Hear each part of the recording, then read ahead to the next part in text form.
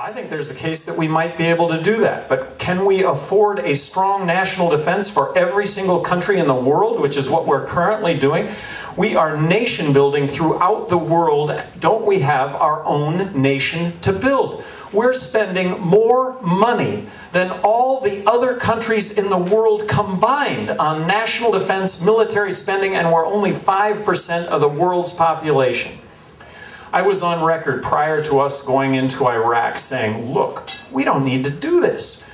We have the military surveillance capability to see Iraq roll out any weapons of mass destruction. If they do that, we can go in with a surgical military strike and deal with that. And if we go into Iraq, we're going to find ourselves mired in a civil war that I don't think there's going to be any end to. Afghanistan. When we went into Afghanistan, to me that was totally warranted. That was a military strike against Osama bin Laden and Al-Qaeda, and we are at war with Osama bin Laden and Al-Qaeda, and we should remain vigilant to our war against terror. But they're not there anymore, and we're into our 10th year of engagement in Afghanistan. Many men and servicewomen have lost their lives in Iraq and Afghanistan, and I'm afraid before the end of the day there are going to be a lot more that are going to end up losing their lives. And besides that, we're building roads, schools, bridges, highways, and hospitals in Iraq and Afghanistan. Don't we have those same needs here? Can we continue to be the world sheriff? No, this needs to be shared responsibility by all countries, and that needs to be the focus going forward. I talked about free markets when it came to education. How about free markets when it comes to the TSA?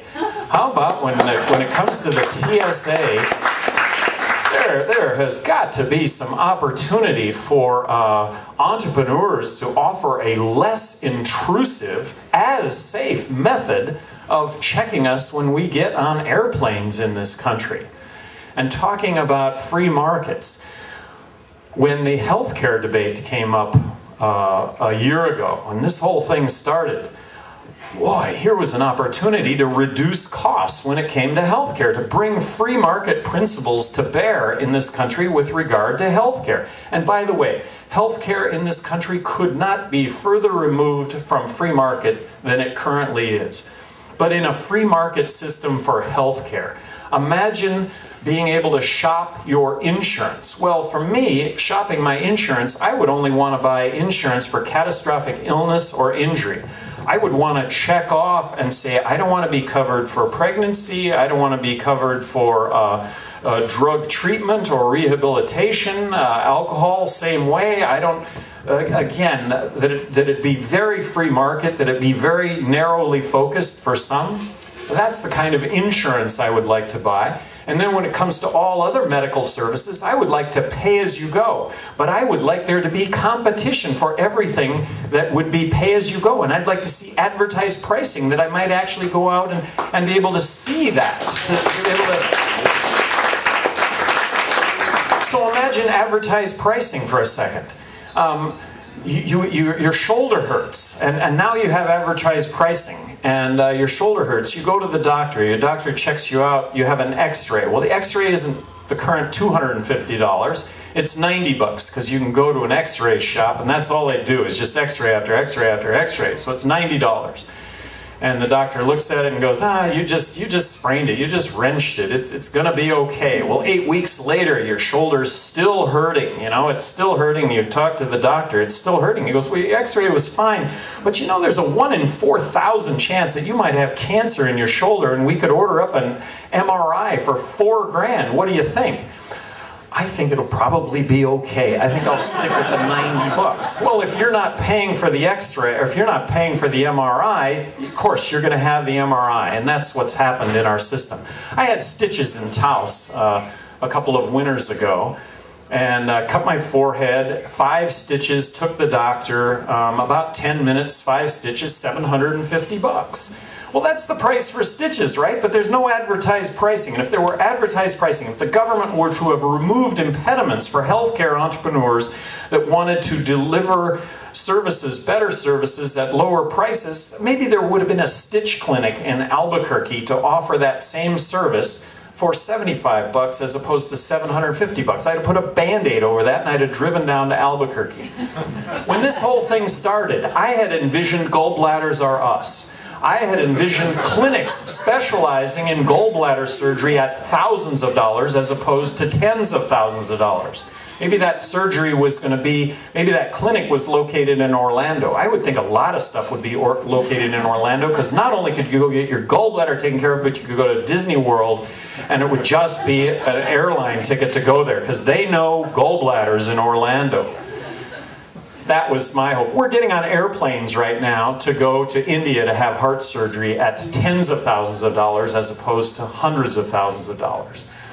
And lastly, just an analogy with regard to insurance. Insurance by nature, you pay more into insurance than what you receive.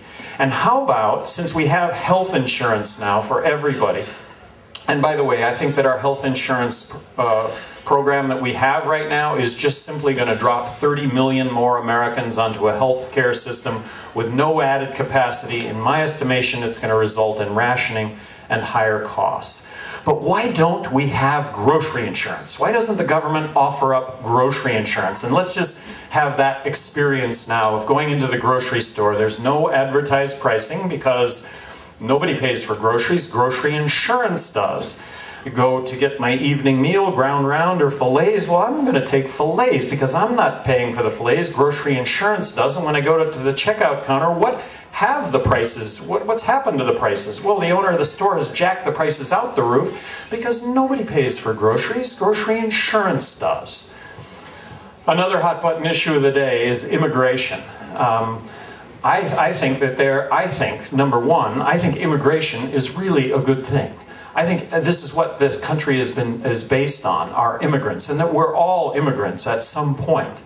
I think immigrants are ultimately responsible for tens of millions of jobs in this country because they're hardworking, and of course in the history of our country, all jobs have been created by immigrants.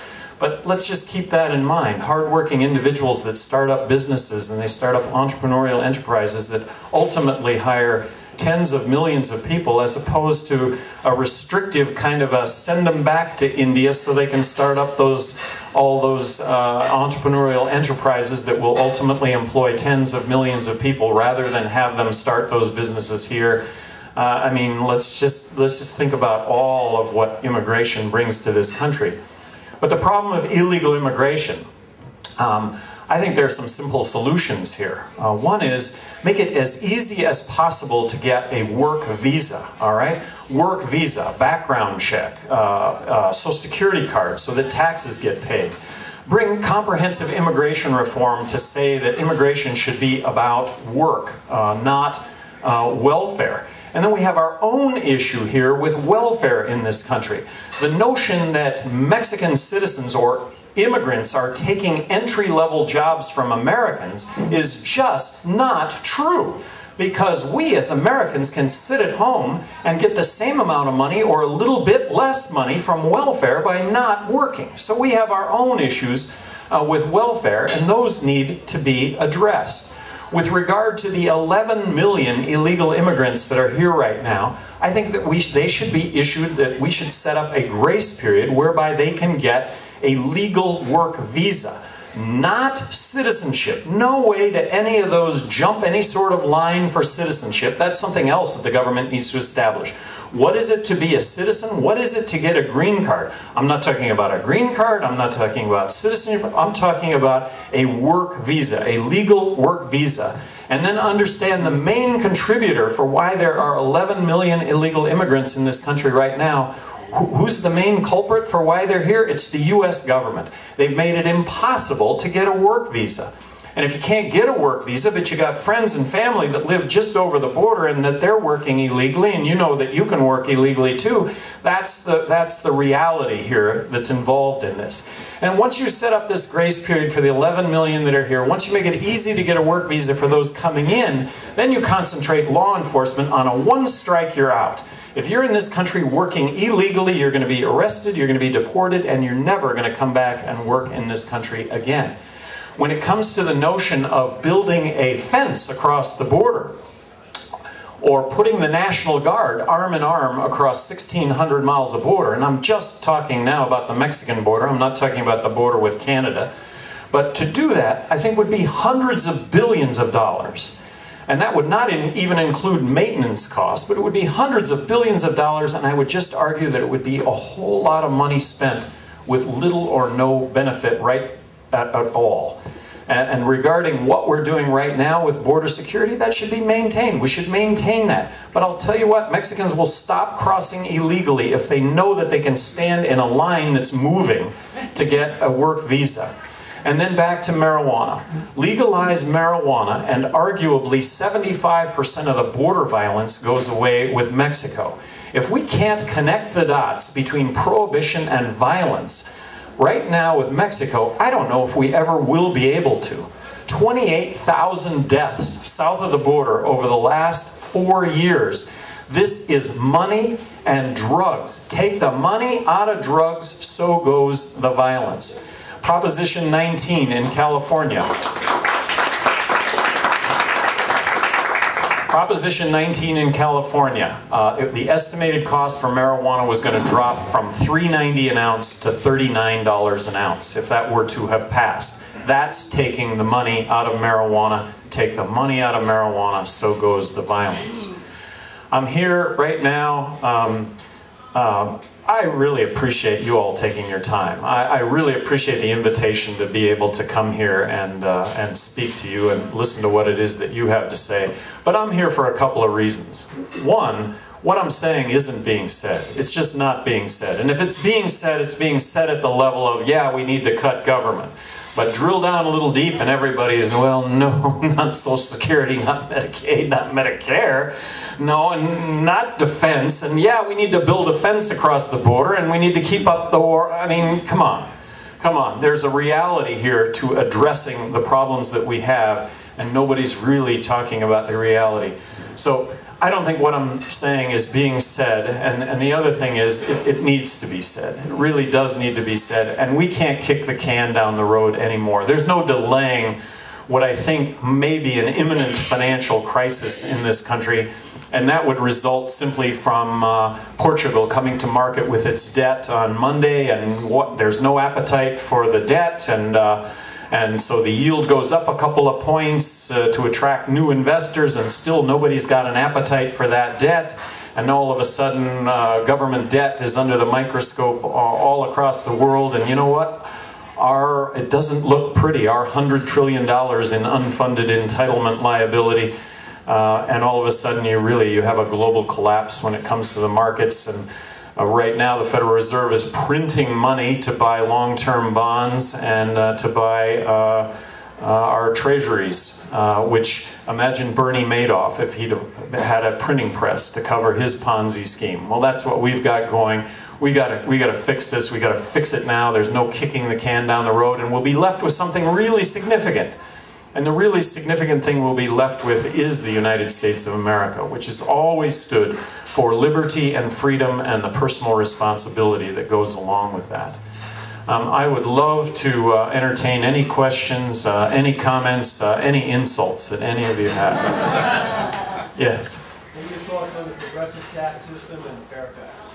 Progressive and fair tax, flat tax. I like the notion. I like the notion of simplifying it, getting rid of the IRS. I would just, for me, beware. Right now, any sort of tax reform, in my opinion right now, is just code for raising taxes. We need to slash government spending, something that's never happened. That needs to be the concentration.